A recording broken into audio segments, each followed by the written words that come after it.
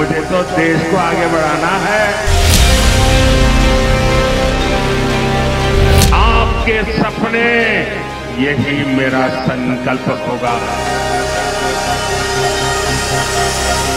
परिवारवाद और तुष्टीकरण में आकंठ डूबे इंडी गठबंधन के नेता बौखलाते जा रहे हैं।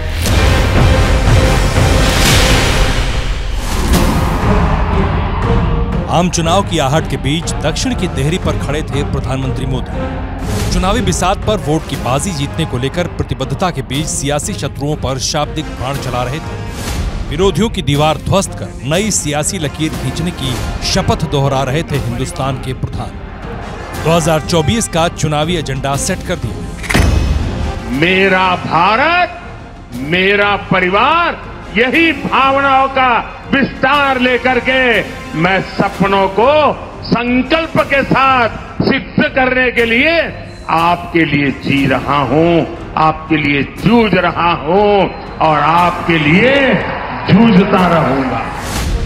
उन्होंने अपना राष्ट्रवादी विजन क्लियर कर दिया। ये विकास का उत्सव है कि नहीं है? ये लोगों की भलाई का उत्सव है कि नहीं है? अरे चुनाव तो जब आएगा तब देखा जाएगा। मुझे तो देश को आगे बढ़ाना है। 140 करोड़ की आबादी वाले देश के सबसे बड़े नेता ने रिपोर्ट कार्ड पेश कर दिया।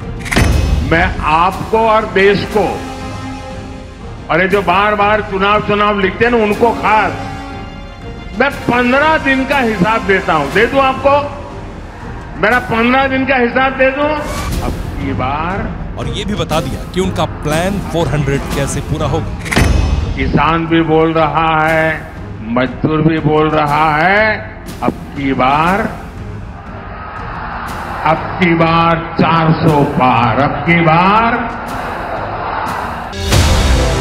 यही वो सीढ़ी है जिसके जरिए प्रधानमंत्री मोदी कुर्सी पर वापसी को लेकर आश्वस्त है। लगातार तीसरी बार प्रधानमंत्री बनने का दावा कर रहे हैं।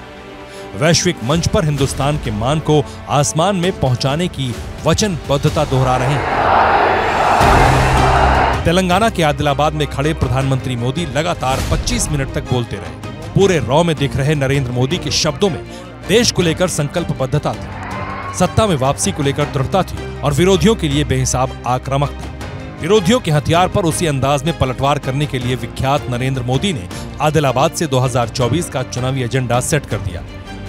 और जब मैंने अपना घर छोड़ा, एक सपना लेकर के चला था कि मैं देशवासियों के लिए जीऊंगा। मेरा पल पल सिर्फ और सिर्फ आपके लिए होंगे। मेरा कोई निजी सपना नहीं होगा, आपके सपने, यही मेरा संकल्प होगा। और जिंदगी खपा दूंगा तो आपके सपनों को पूरा करने के लिए, आपके बच्चों के भविष्य को उज्जवल बनाने के लिए। और इसलिए देश के कोटि कोटि लोग मुझे अपना मानते हैं, अपने परिवार के सदस्य की तरह मुझे प्यार करते हैं। प्रधानमंत्री मोदी के शब्दों में क्रोध भी था और बेहिसाब जज्बात भी। और ये यूं ही नहीं था, इसके पीछे है लालू यादव का वो शाब्दिक प्रहार जिसमें लक्ष्य पीएम मोदी की निजता थी। मोदी क्या है? मोदी कोई चीज है क्या? ये नरेंद्र मोदी आजकल परिवारवाद पर हमला कर रहे हैं। अरे भाई तुम बताओ ना कि तुमको क्यों परिवार में कोई संतान नहीं तुमको हुआ, बताओ। ज्यादा संतान होने वाले लोगों को बोलता कि परिवारवाद है, परिवार के लिए लोग लड़ रहे हैं। तुम्हारे पास परिवार नहीं है और तुम हिंदू भी नहीं है। 24 घंटे बीतने से पहले ही पीएम मोदी ने न सिर्फ लालू यादव पर प्रचंड पलटवार किया, बल्कि इसे आत्मसम्मान से जोड़कर सियासी हवा का रुख मोड़ दिया। आज पूरा देश एक सुर में कह रहा है, मैं हूं मोदी का परिवार, मैं हूं मोदी का परिवार। जैसे ही प्रधानमंत्री ने आदिलाबाद में देश को परिवार बताया, वैसे ही सोशल मीडिया का रंग और ढंग बदलने लगा। सोशल साइट एक्स पर बीजेपी के तमाम नेताओं ने अपने नाम के साथ बतौर पहचान मोदी का परिवार जोड़ लिया। ऐसा करने वाले अमित शाह और जेपी नड्डा, योगी आदित्यनाथ, गिरिराज सिंह से लेकर बूथ कार्यकर्ता तक शामिल है। हर कोई खुद को मोदी का परिवार बता रहा है।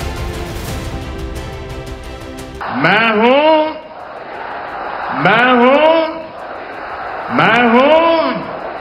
भारतीय जनता पार्टी पूरा परिवार है और आज हम लोगों ने लिखा मोदी का परिवार हम है। नरेंद्र मोदी जी लगातार भारत में विकास के गाथा लिख रहे हैं। लालू प्रसाद जी, अब ये आपका स्तर हो गया है, कोई बात नहीं।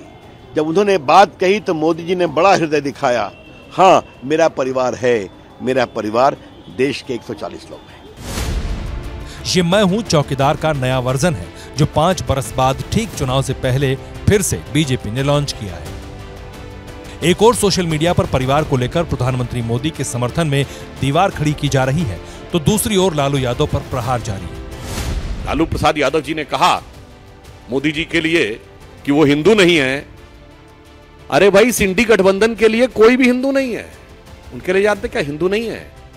हिंदू अगड़ा है, पिछड़ा है, दलित है, सवर्ण है, उत्तर भारतीय है, दक्षिण भारतीय है, वो कन्नड़ है, वो तमिल है, वो तेलुगु है, वो मराठी है, वो पंजाबी है, वो बंगाली है और वो हिंदी है, पर हिंदू नहीं है।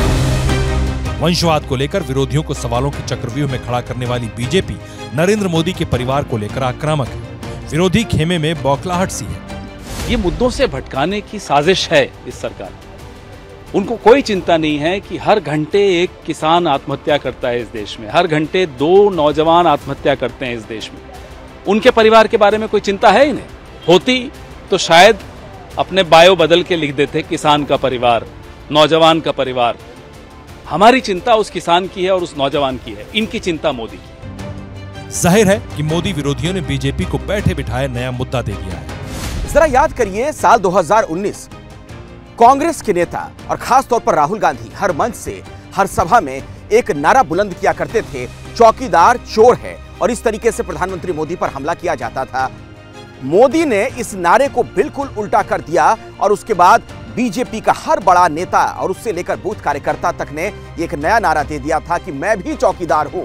और सोशल मीडिया पर तमाम लोगों के जो हैंडल्स थे, जो उनकी आईडी थी, जो बायो वगैरह जहां पर लिखा जाता है, पूरी आइडेंटिटी होती है, वहां पर सभी ने लिख लिया था मैं भी चौकीदार हूं।